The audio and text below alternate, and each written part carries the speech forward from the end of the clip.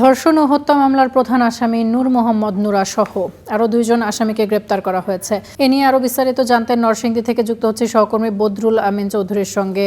বদরুল, ঠিক এই মুহূর্তের অবস্থা জানতে চাই। 9 জন আসামির মধ্যে 7 জনকে গ্রেপ্তার করা হয়েছে, সেই খবর আমরা পেয়েছি। বাকি 2 জনের ব্যাপারে পুলিশ আসলে কি বলছে?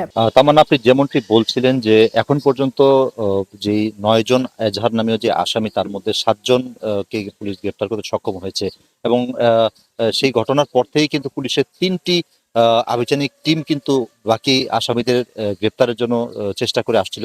এর মধ্যে তারা 7 জনকে গ্রেপ্তার করতে সফল হয়েছে। বাকি যেই 2 জন আছেন তাদেরকেও গ্রেপ্তার করার প্রক্রিয়া চলছে বলে আমাদেরকে জানিয়েছেন পুলিশ সুপার।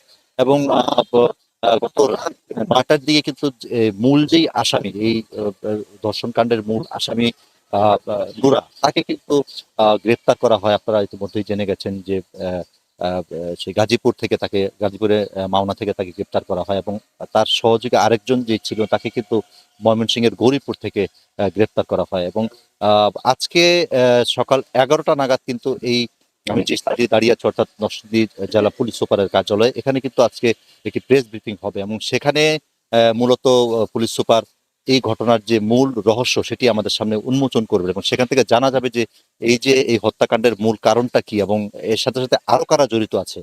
তবে আরেকটি বিষয় জানা রাখতে চাই যে এই যে হত্যাকাণ্ডের আগে যে ধর্ষণের একটি ঘটনা ঘটেছিল, যে দিন হত্যাকাণ্ড হয় তার 15 দিন আগে, সেই বিষয়টি মীমাংসা করার জন্য যারা এসেছিলেন, তার সাথে কিন্তু ওইটার সাথে যারা জড়িত আছে তাদের মধ্যে কিন্তু মোটামুটি সবাইকেই গ্রেপ্তার করা হয়েছে। বাকি 2 জন এখনো গ্রেপ্তারে বাকি আছেন, তাদেরকে গ্রেপ্তারের চেষ্টা চলছে। এবং এই ঘটনায় বিএনপির যিনি স্থানীয় নেতা, তাকে কিন্তু আহমদ নামে যে নেতা, তাকে কিন্তু ইতিমধ্যেই বিএনপি থেকে বহিষ্কার করা হয়।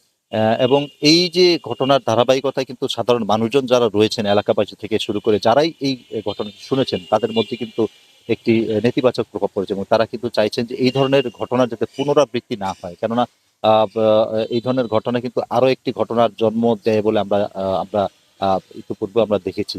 এবং এই ধরনের ঘটনার যাতে সুষ্ঠু বিচার হয় এবং প্রকৃত অপরাধী যারা, তারা যেন শাস্তির আওতায় আসে, এমনটি কিন্তু দাবি করেছেন ভুক্তভোগীর পরিবার থেকে শুরু করে স্থানীয় মানুষজন।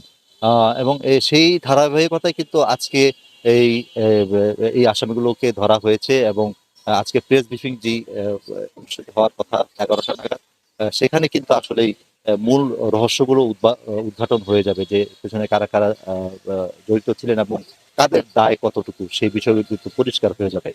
এবং স্থানীয় যে গণমাধ্যম কর্মীরা রয়েছেন, তারাও কিন্তু গত 2 দিন ধরেই দিনরাত চেষ্টা চালিয়ে যাচ্ছেন সংবাদ সংগ্রহের জন্য। এবং তাদের তাদের কাছেও কিন্তু সাধারণ মানুষজন একই দাবি করেছেন যে এই ধরনের লোমহর্ষক যে হত্যাকাণ্ডের ঘটনা যাতে আর না ঘটে। তো এই ছিল আমার কাছে এখান থেকে সবশেষ পরিস্থিতি। তামান্না। বদরুল, ধন্যবাদ আপনাকে আমাদের সঙ্গে যুক্ত হবার জন্য। দর্শক, বদরুল আমাদের সঙ্গে যুক্ত হয়েছিলেন, তিনি জানাচ্ছিলেন এই ধর্ষণে যারা যুক্ত তাদের গ্রেপ্তারের খবরাখবর।